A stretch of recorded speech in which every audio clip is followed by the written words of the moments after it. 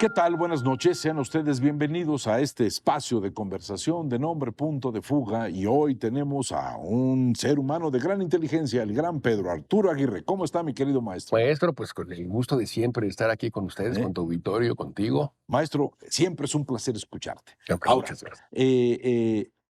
en uno de tus últimos artículos sobre un tema que para mí es muy preocupante, hablabas de la doble vía, así lo llamaste, de ciertos sistemas.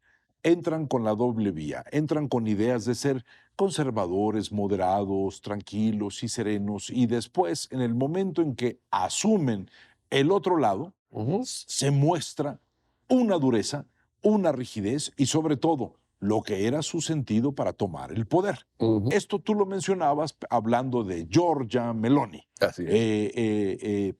Y estamos ante alguien que días después de haber tomado el poder dice menos ONGs y más gobiernos. Al fin de cuentas, la migración está en juego. Maestro, esto de la doble vía, empecemos por eso, ¿qué tan común se ha vuelto? Mucho porque es la estrategia de las extremas derechas en toda Europa. Ninguna de las extremas derechas actuales tiene el discurso antiguo antisemita más fascistoide, con un perfil mucho más autoritario, más abiertamente belicista, nacionalista, chauvinista.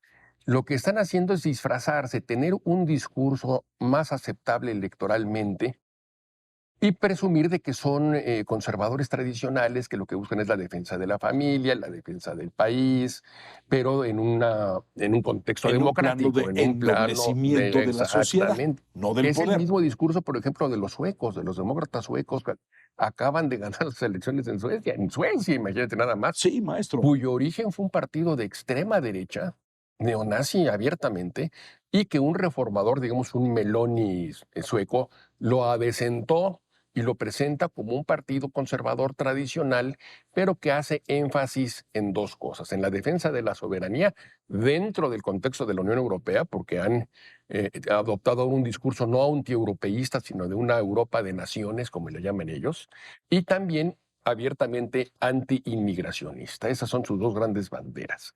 Pero ya han abandonado mucho. Por ejemplo, Le Pen abandonó el discurso antisemita de su papá, el padre de Le Pen, el fundador del Frente Sí, que Nacional, no que era tenía empacho en mostrar el eso. más mínimo Y ahora empacho. es un problema. Mejor lo dejamos Y la guardado. hija, la señora Le Pen, lo que ha hecho es lo que hace Meloni en Italia. Se hacen dirigentes de un partido tradicionalmente de extrema derecha y lo limpian, lo lavan, lo adecentan. El movimiento social italiano, que fue la organización neofascista en Italia después de la Segunda Guerra Mundial, ahora se llama Fratelli d'Italia, como Es del un himno gran nombre, nacional. maestro, es un gran nombre Así para un empieza. La italiano. primera Fratelli estrofa d'Italia, es hermanos. como si tuviéramos un partido en México que se llamara Mexicanos al Grito de Guerra. Exactamente. Fratelli d'Italia, y entonces vas limpiando al partido. Somos nacionalistas, queremos a nuestro país, lo queremos recuperar, pero somos conservadores tradicionales, somos demócratas, estamos, en el caso de Meloni, a favor de la alianza occidental, cerca de la OTAN, aliados contra Putin, pero lo que queremos es defendernos de el inmigracionismo exacerbado y de la invasión de nuestro país. Ahora, maestro, Mussolini se ha convertido en la persona que ha dirigido los encauces de la política actual. Ujú. Sí, pero no solamente es él, es D'Annunzio por detrás. Hay una gran cantidad de ideas que van armando una manera de pensar y Mussolini no es un pensador que haya quedado después de la Segunda Guerra Mundial, maestro. Que es maestro de una estrategia para adquirir el poder y conservarse en él, que ahora muchos llaman populismo. Populismo no es una ideología, es una estrategia para llegar al poder y conservarse en él el mayor tiempo posible. Y es una estrategia de minar instituciones democráticas tradicionales, de polarizar a la sociedad, de exaltar a la nación, de exaltar valores de una historia mítica de un país, que es lo que hizo Mussolini con el tema del Imperio Romano, por Sí, claro, ejemplo. él toma a Roma como el centro de sus ideas. Exactamente. Ese Entonces, fue el esos facho. elementos que encontramos en populismos que llaman de izquierda, y otros populismos que a los que llaman de derecha. Lo ves en Bolsonaro, lo ves en Chávez, lo ves en la Meloni, lo ves en todos estos movimientos populistas. Tienen esas características comunes de estrategia para llegar al poder. Hay un manual populista para llegar al poder y que tiene básicamente algunas de estas características que te he comentado. Y esto se lo aprendió un argentino que estuvo de agregado cultural en la Embajada de Argentina en Roma durante la época de Mussolini, El que gran, se llamaba Juan Domingo el Perón. gran Perón, que sigue siendo el dolor de cabeza para Argentina, maestro. Ahora, ¿qué pasa? Que tanto Mussolini como Perón llegaron al poder con las vías electorales y las vías democráticas. Mussolini las aplastó llegando al poder, se consolida después de la muerte de Matteotti que estábamos comentando. Y Exactamente. entonces ahí sí se convierte en un régimen totalitario. Y el populismo no desemboca en eso de ser un régimen totalitario, sino que mantiene las formalidades democráticas por mucho tiempo, las elecciones y los congresos, etcétera, pero siempre con una figura central, porque también es una estrategia que exalta a un líder providencial. Y esas lecciones que aprendió Perón, que hemos aprendido en América Latina y que aprendieron también muchos dirigentes europeos, ese es el legado de Mussolini. Ahora, en Italia nunca hicieron una autocrítica a conciencia de lo que había significado el fascismo, eso es muy importante. No, porque después viene el silencio. Viene el silencio. Una generación sufre el acontecimiento. La siguiente generación se calla sobre el acontecimiento. La tercera generación critica. Y la cuarta lo va a renovar, maestro. Ya entonces ahí entra una Meloni, la conexión con un personaje operístico, Berlusconi. ¿Qué tan positivo le puede ser dentro del plano que están manejando? Pues como el power breaker, el hombre que es determinante para la creación de esta coalición que está empezando a funcionar en Italia. Pero Berlusconi es él nada más, es un enorme megalómano, Es una caricatura, ¿no? extraordinario, pero sigue pesando. Es increíble que un hombre que ha sido indiciado por crímenes graves como perversión de menores, por no hablar de toda la corrupción y todas las tropelías que hizo durante toda su existencia, siga apareciendo como uno de los hombres más poderosos y uno de los políticos más influyentes de Italia. Ahora, Pedro, hablas de democracias en riesgo, de una Europa en riesgo. ¿Estaremos viendo riesgos o estaremos viendo exequias, maestro, de sentir que algo está acabando, una época está acabando? Pues bueno, es muy poderoso eso como sentimiento, como tendencia, por supuesto que estamos asistiendo. No quiero pensar en las exequias, pero en una crisis terminal, quizá muy grave de lo que llamamos democracias liberales. Obviamente que el ejemplo de Meloni lo que está haciendo es regularizar a las extremas derechas, que se presumen o se presentan como demócratas, conservadores tradicionales, pero que seguimos siendo demócratas.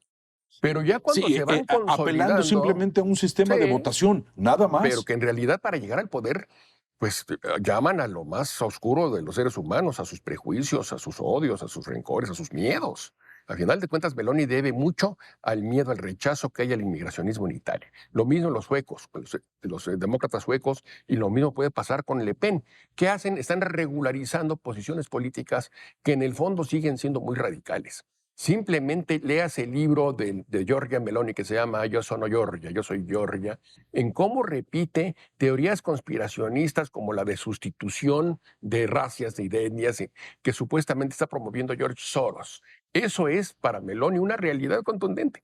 Pero todas esas teorías de conspiración, el fascismo y los autoritarismos del siglo XX, en buena medida se construyeron explotando teorías de conspiración y llamando a la irracionalidad y a los miedos de la gente. Y esa estrategia está también con estos grupos que se dicen conservadores tradicionales, pero que mucho tienen de ese autoritarismo y de ese talante, el talante ahora sí que intolerante de los viejos autoritarismos del siglo XX. Es muy peligroso no regularizarlos y desgraciadamente es lo que está pasando en todo el mundo. La aparición de Sacán en Inglaterra no es un contrapunto, maestro. No es alguna muestra en contra de este espíritu de derecha, de ultraderecha que están manejando estos personajes italianos. Sí lo es, sí lo es. Es un contrapunto, Sí, ¿no? yo creo que es un contrapunto, es algo positivo. Un primer ministro que tiene diferente, un origen indio. Los papás eran del Punjab.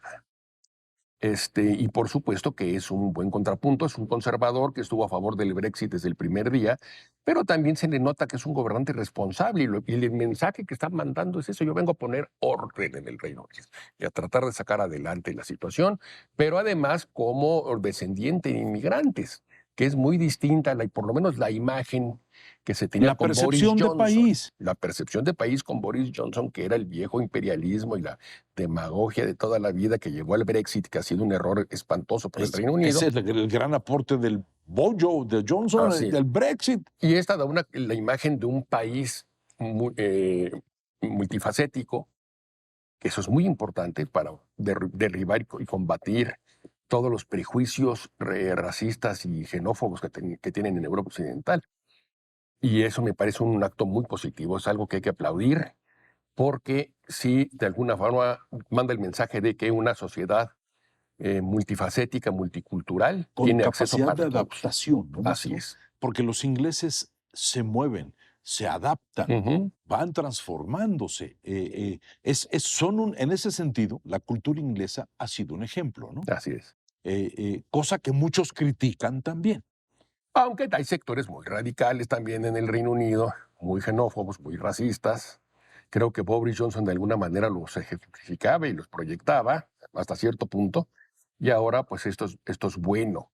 Y qué bueno además porque a Liz Truss lo perdió pues un programa muy radical de reducción de impuestos que estaba fuera de lugar, pero que instrumentó su Chancellor Robert Exchequer, su ministro del Tesoro, el encargado de finanzas de Truss.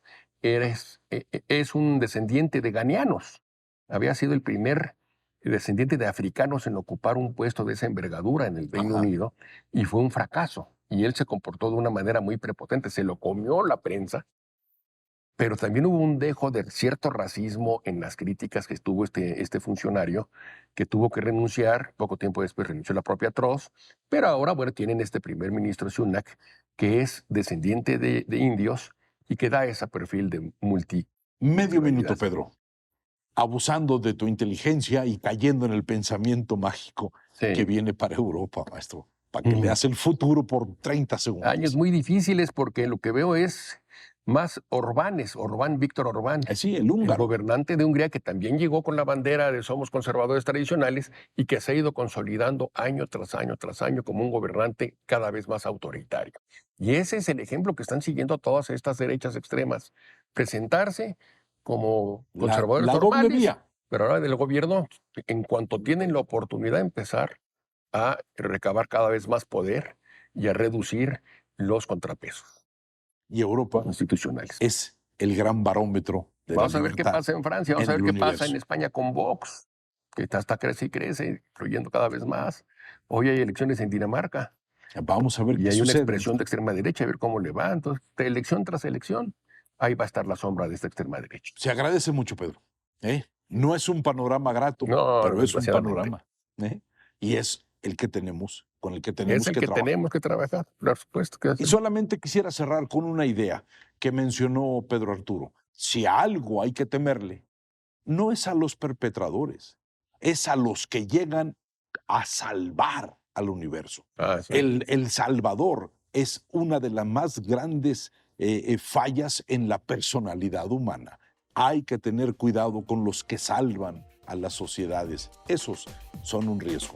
Pedro, que muchísimas gracias. A nuestros salvadores. Y nos veremos aquí en este espacio de conversación de Nombre Punto de Fuga. Muchas gracias.